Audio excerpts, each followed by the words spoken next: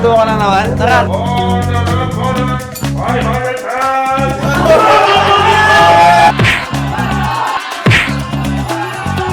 Ganito kami dito sa Socia. Sports lang, walang nag-aaway dito. Wala, ano lang, violence.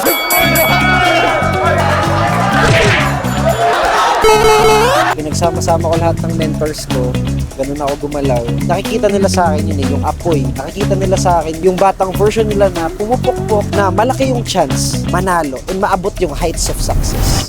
Guys, another day. So it's January 8. So daily vlogs na naman tayo. Sumama kayo ngayong araw kasi sobrang lakas ng marketing team ko ngayon and ipapakilala ko sila sa inyo. Hindi to bago. They are still my marketing team pero feel ko kasi mas malakas kami this year. So samahan nyo kami. This is KCO Kick-Off Strategy Meeting for our marketing plan and then gagawa ako ng mga IG Reels, yung mga nakikita nyo sa Reels ko dyan sa IG. Gagawin ko na yan madalas. Sama ko na yung videographer ko malupit. So tara!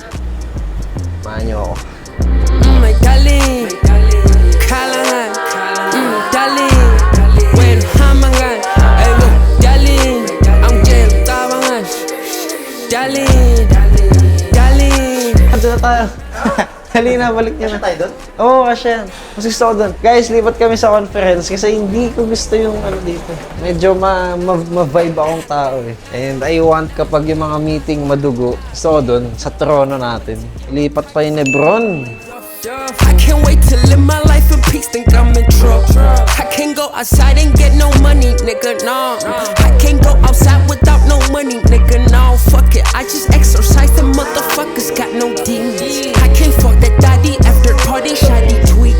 I'm still in my duffel bag, in my pocket. I'm still coming in, bitch, you bad, and I like.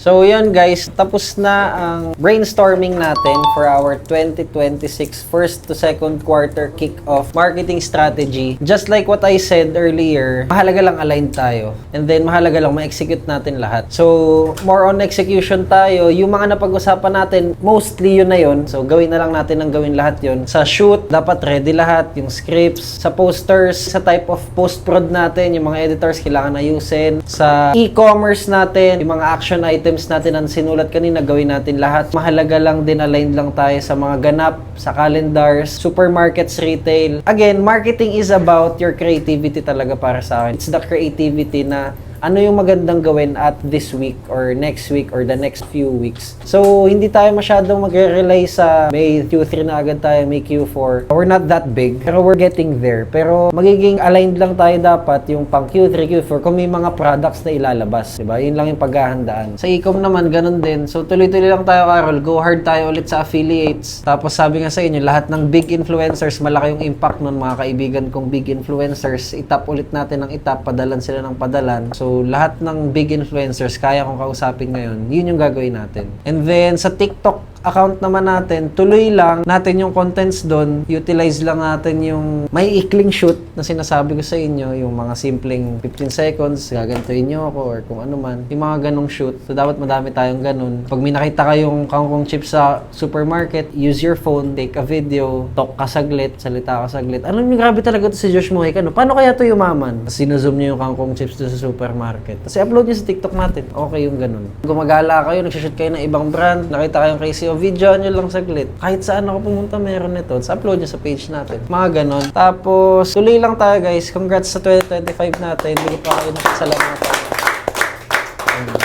Super thankful syempre sa inyong lahat kasi grabe talaga ginagawa nyo. Kasi grabe talaga. And this year, I hope na makapag-elevate tayo. I pray na magkaroon ako ng means to give you guys a really great business model para mas maganda pa yung marketing na magawa nyo. Yun naman ini-aim ko palagi na matulungan ko kayo din when it comes to budget. Mabigyan ko kayo ng mga means, mga events, mga ganap na magagawa natin together para mas gumanda yung marketing natin. It's just that you guys should progress every day. Syempre, your quality of how you think, how you shoot, how you produce each content. What parts of the business, yung mga kailangan nating i-promote, kailangan nating sulitin, kailangan nating i-full blast ngayon. Yung mga ganun lang. And naniniwala naman ako na kayang-kaya nyo yun. So, ngayon lang siguro, most importantly, ang gawin natin, communication na lang din siguro talaga. So, let's communicate more because it's really the key to having a really smooth flow pagdating sa marketing. Pukpok tayo guys. First quarter, Q1 lang, January, February, March. Matawid lang natin to and makagawa lang tayo ng magandang momentum. And kapag nagawa natin to guys, promise, KCO is not here to just become a viral trendy snack. Dapat talaga,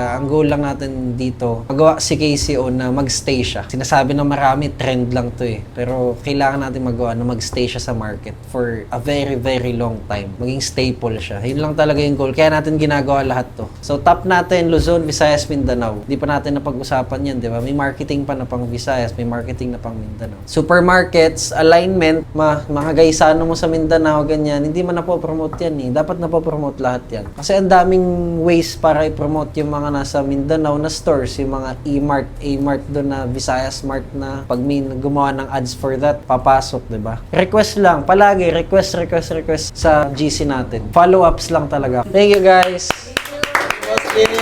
Guys, tapos na yung meeting. Narinig nyo naman yung konting parts. So, yeah. Very excited. Though, medyo pressured, syempre, for everything na dapat kong gawin. Kasi super dami talagang nakalagay sa shoulder na to. There's Sosha, there's KCO, and other businesses. So, nape-pressure din ng push mo, pa. And yun yung dapat maintindihan nyo. As a business owner, hindi ka palaging alam mo yung ginagawa mo. Hindi ka palaging may tiwala sa sarili mo na magawa mo lahat. Hindi mo pwedeng ganun kataas yung ego mo. There gotta be this fear pa din of not doing it. And that will make you move. Diba? Yun yung magpapagalaw sa'yo. And also, syempre, yung disiplina and consistency. Discipline with time, discipline with your habits, discipline with the most important parts of your day. Discipline matulog, discipline na gumising, discipline na mag-show up, pumasok. And yun yung mga kailangan mo lang gawin. Hakbang ka lang. Right, left, right, left, right, left. Diba? There are people around you naman na willing tumulong. So, let them lead you. So, yun lang. Tapos na yung meeting namin for KCO. Gabi na ulit. So, 7 p.m. na ganun lang ulit natapos yung... And yeah, yung mga konting pag-uusapan pa siguro kami. I don't know if lalabas ako tonight, may gagawin ako tonight.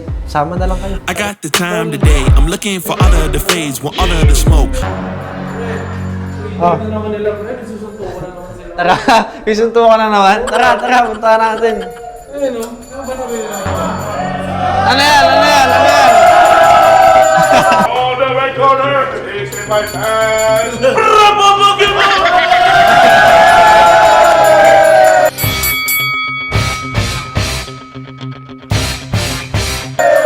On the left corner, 500 pounds.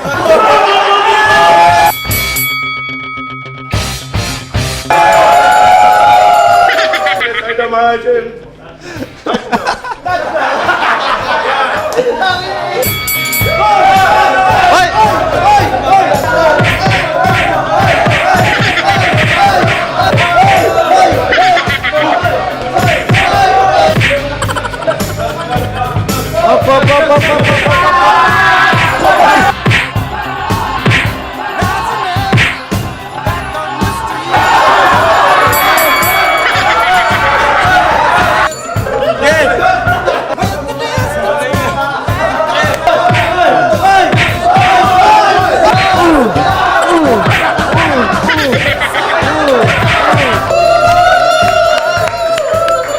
Ganito kami dito sa Sosha, diba? Since puro lalaki naman kami dito, suntukan ng sports namin. Sports lang, walang nag-aaway dito. Wala, ano lang, violence.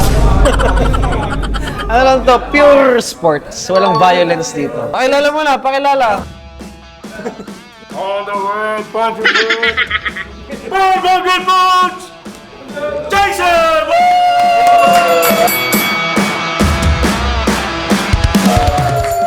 Debops yan, Debops. On the right corner, Ito. 300 pounds, Saitama representing Mandaluyong. Let's give it up for Saitama!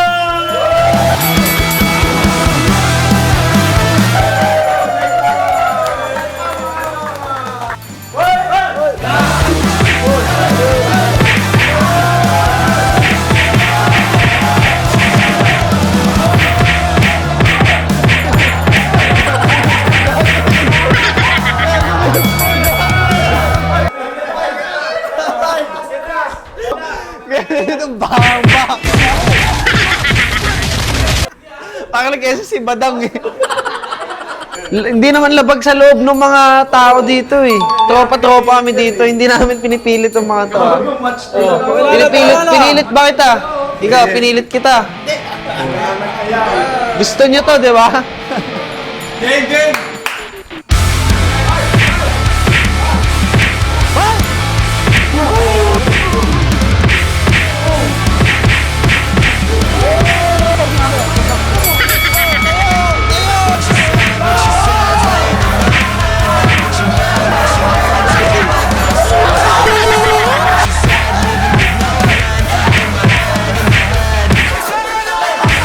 What the hell?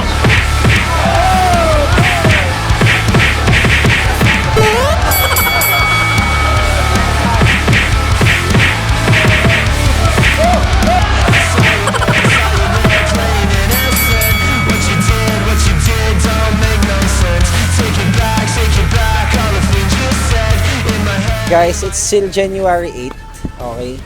And gabi na, so around 10 p.m. May private meeting ako. Ito, nasa likod ko yung mga kasama ko. Hindi ko kaya may sasama here. And that's it. That's what happened sa araw na to. Sana natuto kayo. And itong mga kausap ko is my mentors. Mentors na tumutulong sa akin. Mentors na nag-guide through sa lahat ng gagawin ko in life. In all aspects. In business, in relationship, in spiritual. So they guide me. Pinagsama-sama ko lahat ng mentors ko.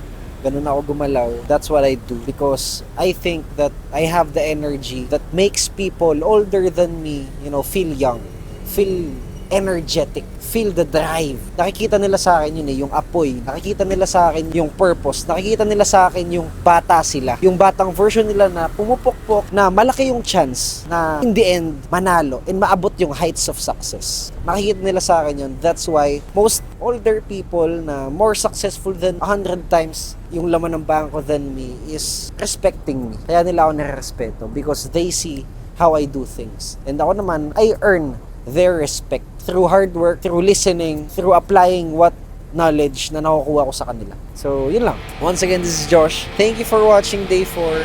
Peace out.